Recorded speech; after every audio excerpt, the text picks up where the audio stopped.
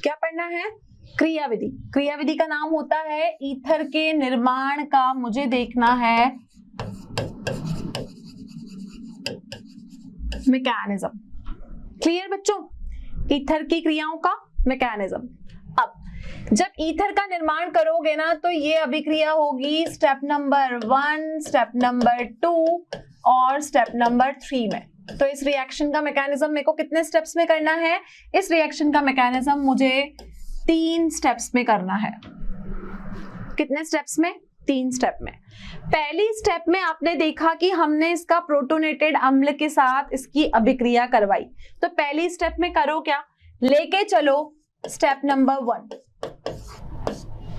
ठीक है, step number 1 में मैं यहां पर लेके चली इथेनॉल। इथेनॉल मैंने लिया, इथेनॉल हो गया मेरा CH3CH2OH, यही होगा। अगर मैं यहाँ पर इसका स्ट्रक्चर बनाऊं तो CCOH, यहाँ H लग गए सब जगह, ये हो गया H, ये हो गया H, ये H, यहाँ भी H और यहाँ भी H। ठीक है, अटैक किसका करवाना है? H पॉजिटिव का करवाना है जो मुझे प्रोटोनेटेड अम्ल से मिला। अटैक कौन करेगा इसके ऊपर? H पॉजिटिव करेगा।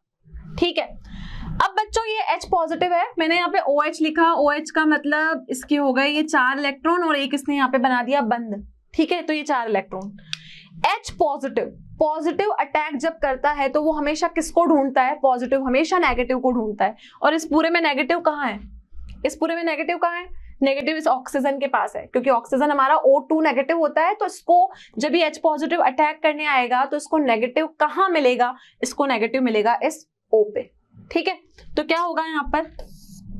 तो बच्चों सबसे पहले इसके ऊपर H प्लस अटैक करेगा। अब देखो H प्लस नेगेटिव को ढूंढने की कोशिश करेगा तो H प्लस आके कहाँ आक्रमण करेगा? इस O नेगेटिव पे। अब आपको ध्यान क्या रखना है कि जब इथेनॉल से ईथर को बनाने की विधि आपके पास में है, वो विधि में आपकी SN2 अभिक्रिया काम करती है। कौन सी अभिक्रिया? SN2 अभिक्रिया। SN2 अभिक्रिया का मतलब होता है आपकी द्विआणिक नाभिक रागी प्रतिस्थापन अभिक्रियाएं। इसको हम क्या बोलते हैं? द्विक अणु या द्विआण्विक नाभिक रागी प्रतिस्थापन। ये मैं आपको इससे पहले वाले चैप्टर में बहुत डिटेल में पढ़ा चुकी हूं कि SN2 अभिक्रिया क्या होती है। SN2 अभिक्रिया का मतलब ये सिर्फ एक ही चरण में अभिक्रिया होगी और यहाँ पर जो एक ही स्टेप है वही रिएक्शन के वेग को निर्धारित करेगा। H ने इसके ऊपर अटैक किया तो क्या बनेगा? देखो CHH, CO और H आ गया इसके ऊपर और ये हो गया। ठीक है, यहाँ पर H, ये H, ये H, यहाँ भी H, ये हो गया आपका कंप्लीट। H आ गया आपका यहाँ पर। ठीक है, अब ये तो हुआ इसका स्टेप नंबर 1 कि आपको ऑक्सीजन के ऊपर मिल गया पॉजिटिव चार्ज। अब ऑक्सीजन के ऊपर पॉजिटिव चार्ज बच्चों तब बनता है जब आप देखोगे कि ऑक्सीजन हाइड्रोजन के साथ 3 बॉन्ड बना रहा हो। ठीक है, तो अब देखो स्टेप नंबर 2 में आप क्या करोगे? है क्या आपके पास?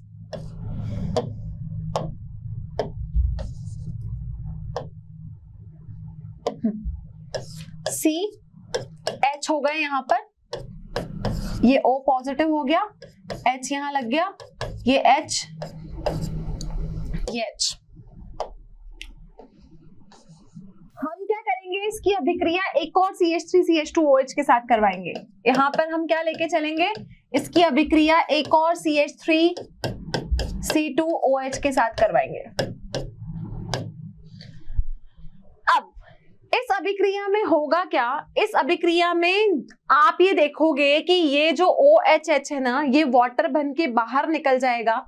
तो ये क्या कोशिश करेगा कि ये जो H है ये O के साथ कंबाइन होके वाटर बना के बाहर निकल जाए, क्योंकि इस अभिक्रिया का नाम निर्जलन अभिक्रिया है।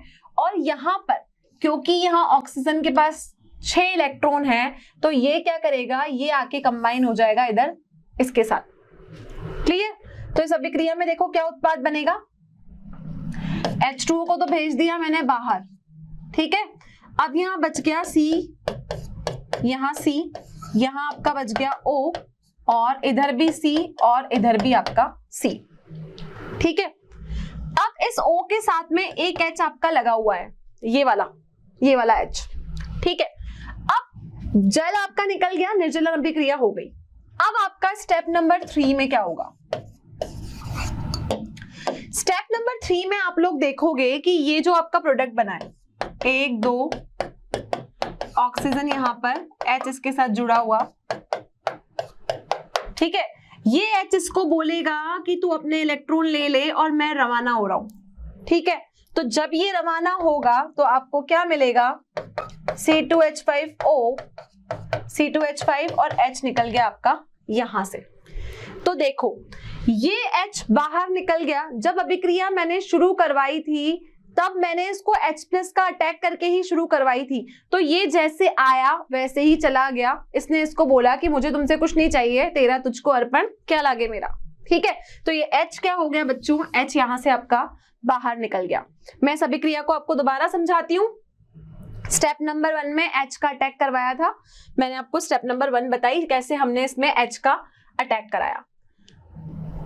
H का अटैक जब हुआ तो H आके आपका कहां जुड़ा, H हमेशा वहां जुड़ने की कोशिश करेगा जहां पर उसको O नेगेटिव मिलेगा, तो H आके यहां जुड़ गया। सेकंड स्टेप में मैंने इसमें एक और CH3CH2OH डाला।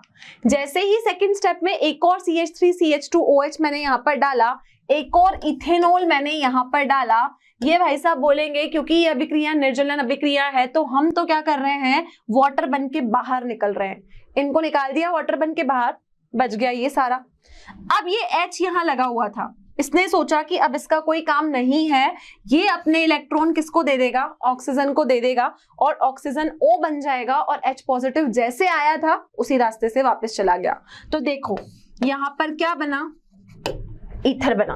तो ये अभिक्रिया कैसी है, ये अभिक्रिया आपकी ईथर बनाने की अभिक्रिया है। तो ये ईथर बनाने की अभिक्रिया जो हमने देखी, तो हमने देखा कि ये जो ईथर आपका बना है वो समतित ईथर बना है। लेकिन बच्चों ये समतित ईथर कब बना, जब आप तापमान यहाँ पर 148 की जगह 413 लेंगे, ठीक है। मतलब ये है कि 443 से कम होना चाहिए। तो ये अभिक्रिया आपकी 413 पे भी हो जाएगी और ये अभिक्रिया आपकी 148 पे भी हो जाएगी। तो दोनों ही पैरामीटर्स आपके यहाँ पर सही हैं।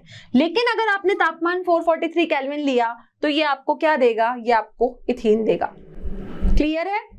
चलिए आगे बढ़ते हैं अब हम दूसरे मेथड की तरफ। और जो दूसरा मेथड है हमारा, हमने ईथर के निर्माण का पूरा मैकेनिज्म 3 स्टेप्स में देख चुके हैं। यहाँ पर दूसरा है विलियमसन संश्लेषण, ठीक है। विलियमसन संश्लेषण का मतलब होता है विलियमसन का ईथर सिंथेसिस।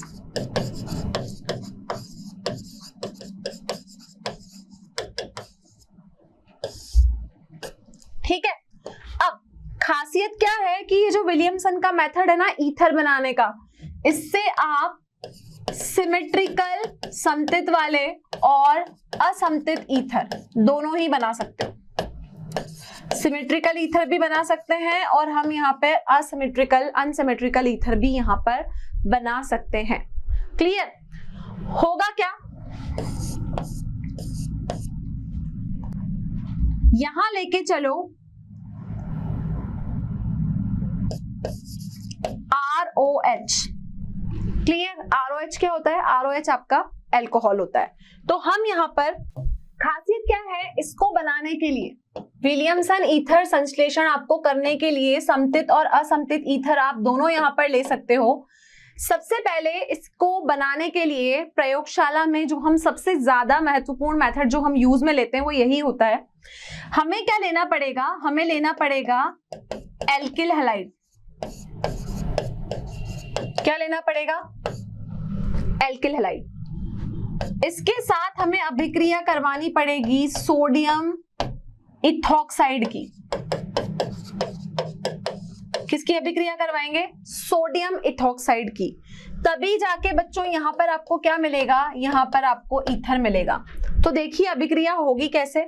मैंने बोला आपको लेना है यहाँ पर एल्किल हैलाइड। एल्किल हैलाइड बहुत बार बता चुकी हूँ, RX बोलेंगे, ठीक है। सोडियम का इथॉक्साइड आयन, तो इसको बोलेंगे RONA। ONA आपका सोडियम का इथॉक्साइड आयन। अब अभिक्रिया होगी कैसे? जब हम ये अभिक्रिया करवाएंगे तो इस अभिक्रिया में जब विलियमसन ईथर सिंथेसिस हम करेंगे तो विलियमसन ईथर सिंथेसिस में ये वाला जो R है ये क्या करेगा? इस OR डैश के साथ कंबाइन होगा और ये सोडियम X के साथ कंबाइन होके सोडियम का कोई भी क्लोराइड, ब्रोमाइड, जो भी सोडियम का हैलाइड होगा वो बन के बाहर निकल जाएगा। तो यहाँ क्या बनेगा? यहाँ बनेगा ROR डैश प्लस NaX। तो बच्चों यहां पर भी जो X का अटैक इसके ऊपर होता है ये आपका SN2 नाभिक रागी प्रतिस्थापन से हुआ। कैसा प्रतिस्थापन हुआ? SN2 नाभिक रागी प्रतिस्थापन अभिक्रिया हमने यहां पर की। तो याद रखना है कि विलियमसन ईथर सिंथेसिस में एल्किल हैलाइड लेके चलेंगे, उसकी अभिक्रिया सोडियम इथॉक्साइड के आयन से करवाएंगे और हमें ROR और NaX मिलेगा। क्लियर है? एक अभिक्रिया हम करके देखते हैं। तो हमने यहाँ पे पहले लेना है एक एल्काइल हैलाइड, ठीक है। एल्काइल हैलाइड ले लिया मैंने CH3Br प्लस मुझे यहाँ पर लेना है एक कोई सोडियम का एल्कोक्साइड। लेकिन अब जो हम यहाँ पर एल्कोक्साइड ले रहे हैं वो हम 3 डिग्री वाला ले रहे हैं, तो हम इसकी रिएक्शन किसके साथ करवाएं? CH3ONA, ठीक है। अब जब हम विलियमसन का ईथर सिंथेसिस मेथड पढ़ते हैं तो हम देखते हैं कि हमेशा जो प्रोडक्ट होता है वो हमको ROR की फॉर्म में मिलता है, ROR की फॉर्म में मिलता है बच्चों, और साथ में हमें NaX मिलता है। तो हमें क्या करना है? NaX मतलब NaBr को तो कर देना है बाहर। तो ये Na इस Br के साथ रिएक्शन करके हो गया बाहर, और ईथर हमें किस फॉर्म में मिलेगा? CH3OC, और यहां हो गए हमारे पास में 3 CH3। तो ये कौन सा केस हो गया? ये आपका टर्शरी फॉर्मेशन का केस हो गया। तो द्वितीयक और तृतीयक भी आप विलियमसन मेथड से बना सकते हो, चाहे वो सिमेट्रिकल ईथर्स हो चाहे वो अनसिमेट्रिकल ईथर हो। अगर मैं इसकी बात करूंगी तो ये हमारा अनसिमेट्रिकल ईथर है, क्योंकि O के आसपास आपको देखना है कि यहाँ पर आपका एक अलग ग्रुप है, यहाँ पर आपका एक अलग ग्रुप है। तो ये मेथड कहलाता है आपका विलियमसन का ईथर सिंथेसिस मेथड। क्लियर? चलिए आगे बढ़ते हैं, ठीक है। अब भौतिक गुण धर्म का मतलब होता है फिजिकल प्रॉपर्टीज ऑफ ईथर। क्या होती है? Physical properties of ether. अब ईथर की क्या क्या फिजिकल प्रॉपर्टीज होती है? तो जब हम फिजिकल प्रॉपर्टीज की बात करते हैं तो अधिकतर हम 2 चीजों पे चर्चा करते हैं। पहला होता है बच्चों आपका क्वथनांक। किसकी बात करते हैं हम? क्वथनांक की। क्वथनांक का मतलब होता है बॉइलिंग पॉइंट। और दूसरी जो हम चर्चा करते हैं ना वो हमेशा विलयता पे करते हैं। विलयता का मतलब होता है सॉल्युबिलिटी। क्या होता है? सॉल्युबिलिटी। सॉल्युबिलिटी का मतलब होता है कि कोई चीज किसमें कितनी घुल सकती है। तो यहां भी हम 2 मुद्दों पे चर्चा करेंगे, एक तो ईथर का क्वथनांक और एक ईथरों की विलयता। पहले बात करते हैं क्वथनांक के बारे में। अब बच्चों आपको पता होगा कि जब मैं ROR की बात करती हूँ ना, ROR का मतलब होता है ईथर का C और O का आबंध, ठीक है। तो बच्चों हम ये देखेंगे कि आप ईथर के जब C डबल बॉन्ड O की बात करते हो ना, तो ये जो ईथर का C डबल बॉन्ड O होता है, ये ईथर का जो C डबल बॉन्ड O होता है, तो आप ये देखोगे कि ये कैसा होता है? ये ध्रुवीय होता है। क्या होता है? यह ध्रुवीय होता है। तो ध्रुवीय होने की वजह से ये क्या करता है? ये इसको आधून बनाता है। अब उदाहरण के तौर पे हम समझेंगे। आप यहाँ पर देख सकते हो, हमें यहाँ पर कुछ सिंपल हाइड्रोकार्बन, एक ईथर और एक अल्कोहल यहाँ पर गिवन है। तो देखो सबसे पहले आपको क्या गिवन है? यहाँ पर एन पेंटेन। एन पेंटेन का मतलब सिंपल लॉन्ग चेन गिवन है 5 कार्बन एटम्स की, ठीक है। तो ये तो क्या हुआ? ये आपका एक सिंपल हाइड्रोकार्बन हो गया।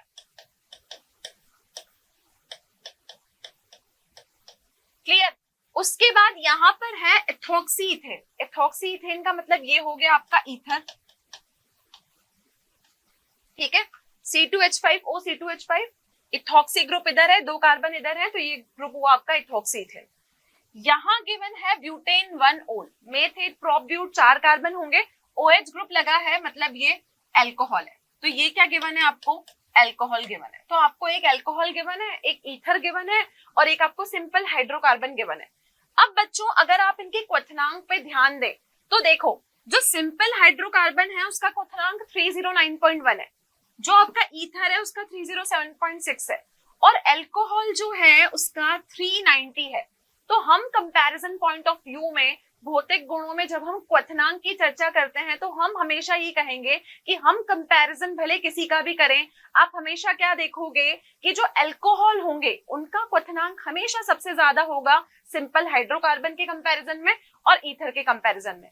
ईथर और सिंपल हाइड्रोकार्बन का क्वथनांक कुछ मिलता जुलता सा है, लेकिन ईथर का क्वथनांक फिर भी सिंपल हाइड्रोकार्बन की चेन से कम है। तो हम बोलेंगे कि ईथर का जो क्वथनांक होता है वो क्या होता है, ईथर का क्वथनांक यहाँ पर कम होता है।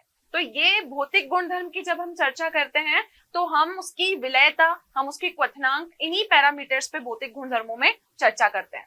क्लियर है बच्चों। तो ये जो हमने वैल्यूज लिखी हैं ये यहाँ पर ये डेमोन्स्ट्रेट कर रही हैं कि आप कंपैरिजन किसी का भी करो, हमेशा क्वथनांक किसका ज्यादा आएगा, क्वथनांक हमेशा अल्कोहल का ही ज्यादा होगा। क्लियर है। हमने ईथर के विरचन की विधियां देखी 2 तरीके से, एक तो अल्कोहलों से और दूसरा विलियमसन मेथड से, और हमने उसके भौतिक गुणधर्मों के बारे में जाना।